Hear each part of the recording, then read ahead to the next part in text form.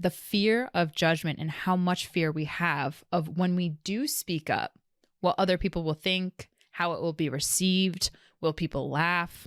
Will people receive it well? That fear is the first thing that gets in the way when it comes to us being heard. If your truth is going to help you be more expressed and it's not hurting somebody else, like maliciously or directly, you deserve to own it. Hey everybody, it's Bianca. And it's Emilia. Welcome to another episode of Evolve Ventures, where we are helping growth-minded humans evolve by breaking one limiting belief at a time. We hope you enjoyed the last episode, number 276, Loss Isn't Easy. Here's how to start healing. For today, 277, Motivation Monday, 3 ways to be heard. A lot of us feel like we are not heard by the people around us. We don't feel like we have maybe the, confidence to speak our minds. We don't feel like we're capable of asking for what we need, for saying what we think, whatever the case may be. And all of this leads to us feeling unseen and unheard and feeling like major parts of us are not being met, like major needs or major wants aren't being met and aren't being seen. So what we're going to be diving into today are 3 simple tips and 3 ways that you can make sure that you are heard. So we're kind of going to approach this as like, here's the problem, here's the solution. So the way that Emilia and I wrote it out, it's kind of like the negative, but we're going to give you like the solution for this, if that makes sense. The antidote. So, Right. Yeah. So one of the things that I want to check in on all of us as we kind of enter into this dialogue and really reflect upon our own experiences, I want us to kind of check in on the belief that we have or don't of the belief and feeling of deserving to be heard.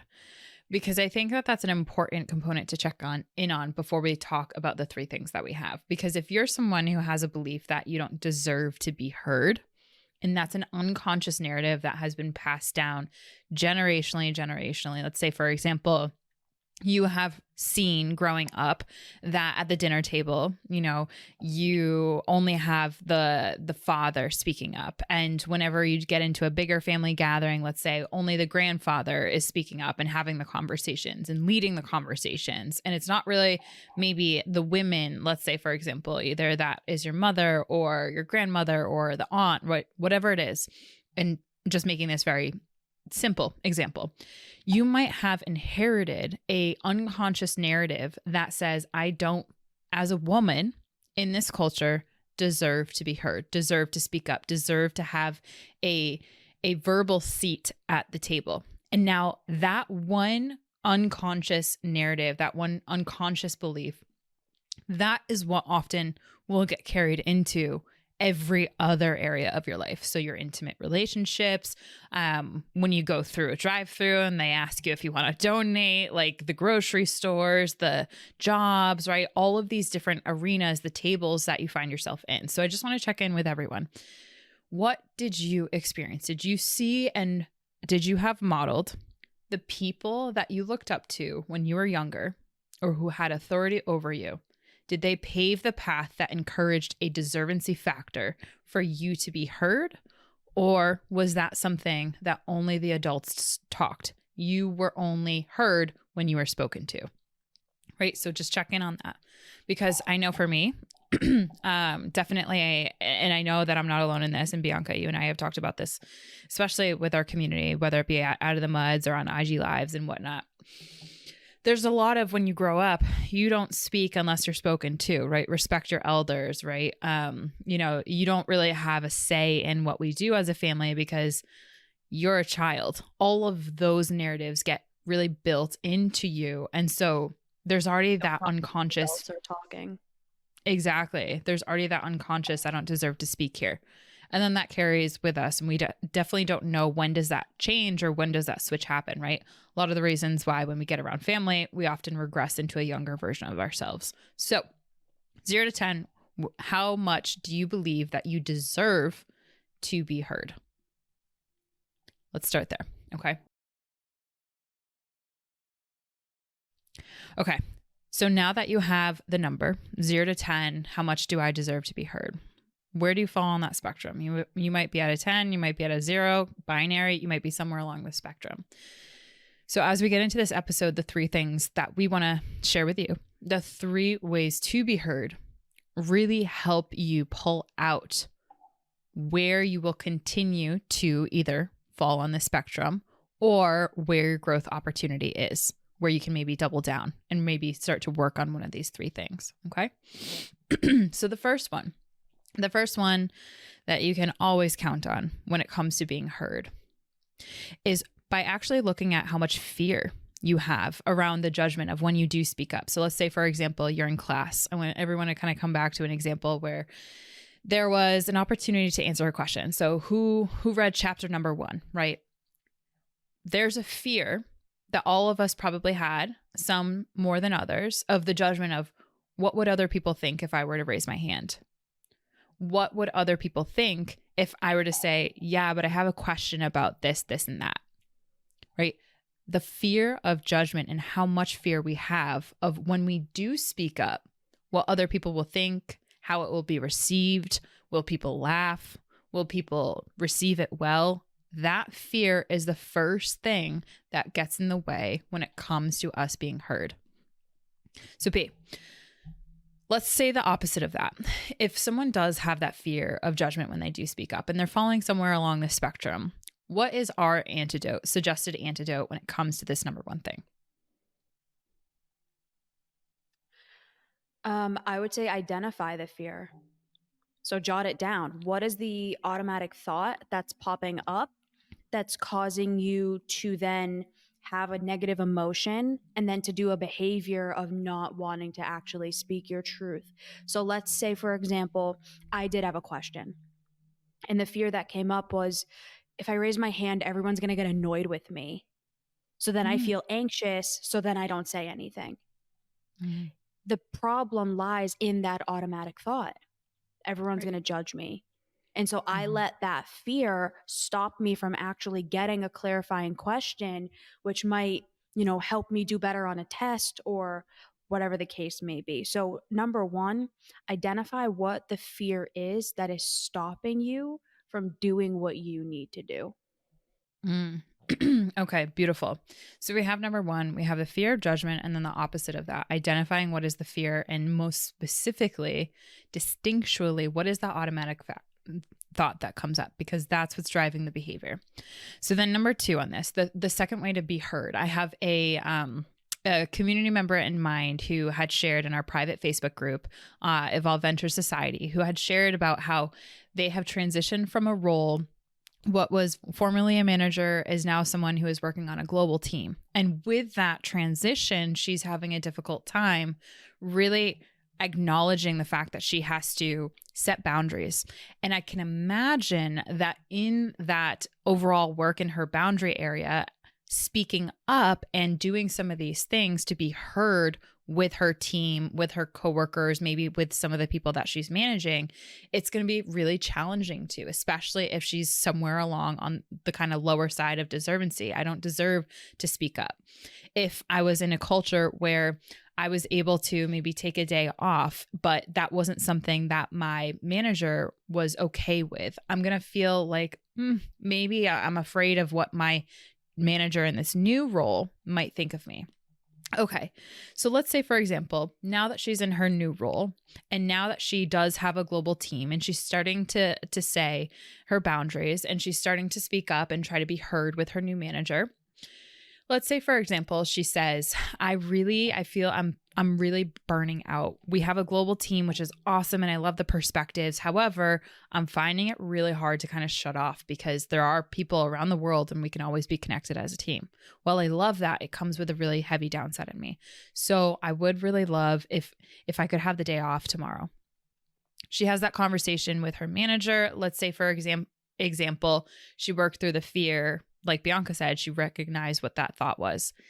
Now she's speaking up and being heard. But what happens when her manager says, yeah, absolutely, I totally understand. In the next 4 weeks, we'll make sure that you have, an extra day off within your schedule. What happens here? So this is where number 2 comes in. Does she have the confidence to clarify what her needs are in this situation? Actually, manager, I need to clarify. I really need this day off in the next week. I'm really, really burnt out and I didn't express as much maybe before, but here's what my needs are. That's a whole different level of speaking up and being heard. And one of the biggest things that we find with our community, what we find with so many people, is that we don't necessarily have as much confidence to clarify when we do speak up, because what if the person on the receiving end gets what we're trying to be heard in wrong? Well said. Yeah, so being able to identify for yourself with as much clarity as possible, what is it that I need? And then communicating it to the person in front of you. Because if I say to Emilia, hey, Emilia, I really need some time off. And she's like, all right, B, go take the next hour. All I said was I need time off. I didn't specify how much time I needed off. I didn't specify when I needed it. What if I needed like 3 days? But I just Mm-hmm. said time. She can't read my mind. So Facts. Brene Brown said this. She said, clarity is, oh, what did she say? This is going to bug me now. Oh, You clarity is got it. kindness. She said, to Mm-hmm. be clear is to be kind. Facts. Because the more clear you are, the more people have the ability to really understand what it is that you're saying. So um, Mm. be as clear as you can with yourself and then say that to the next person, which ties directly in with number 1. Yeah. And then the third one. So the third way to be heard. This is like, okay, we have an understanding 0 to 10. Where do we fall on the belief of deservancy to be heard? You know where you are at that spectrum. Okay. Number 1, you've worked through, okay, I've identified that I have this fear. There's this automatic thought that's coming in that's kind of preventing me from speaking up. Okay. Now that I recognize that, I'm going to kind of go about this a little bit differently. And I am going to speak up because I know my fear. And you know what? I'm going to kind of go out on a ledge here, and I'm still going to go over that fear because I deserve to be heard. Right. And now, okay, I'm in a situation where maybe I did speak up, and let's be real, I actually need to clarify it. I go ahead and I clarify that. Then what's the third thing? The third thing is being willing to sit with what your truth is when you actually are speaking up, when you actually do believe that you deserve what you do have inside of you is needing to be said, is needing to be heard. And you start to remove that fear. You start to change those thoughts that you have. And here you are speaking up. Okay, loud and proud, girl, we got you. How much does it sometimes really feel super uncomfortable to sit with what your truth is? I have a certain client in mind right now who one of her biggest challenges has been expressing her truth. And we all know the courageous dial.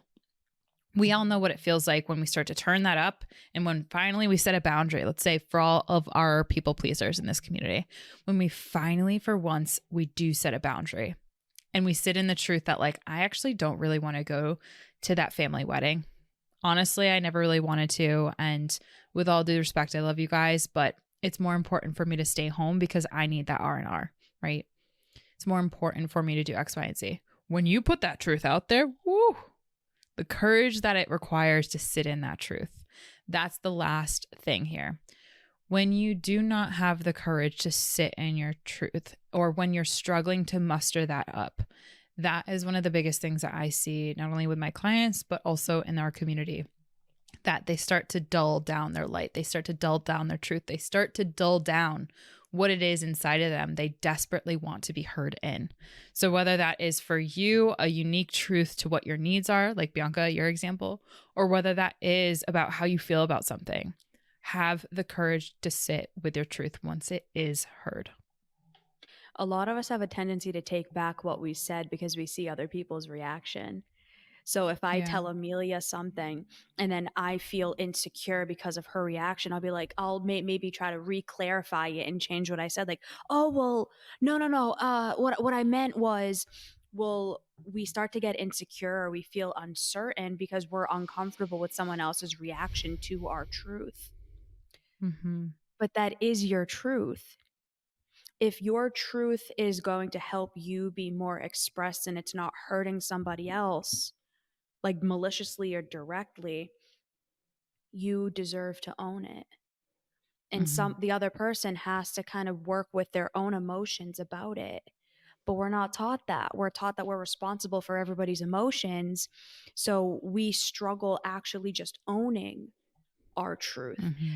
And I kind of put that clarifier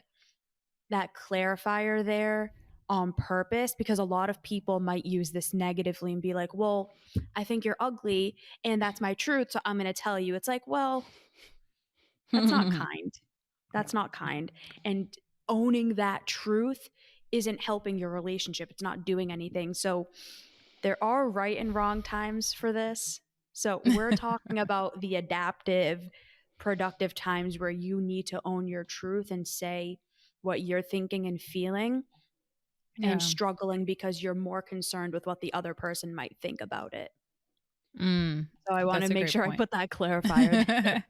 Well, I'm glad that you did too, because I have a client in mind right now. And it's like if you've been suppressing yourself and never feeling heard, then you might have a total pendulum swing, a total overreaction to when you do start to work up this skill of being heard. And it is a skill. And sometimes when we're just getting started, we start to be even abrasive with what it is that we have kept underneath here. And then we start to spew it out. It's kind of like, Oh, yeah, I've there's been really no there. better analogy. It's like you're The shooting a gun floodgates come that, out. yeah, you don't like understand the power of it and the impact, more importantly, especially on that last one.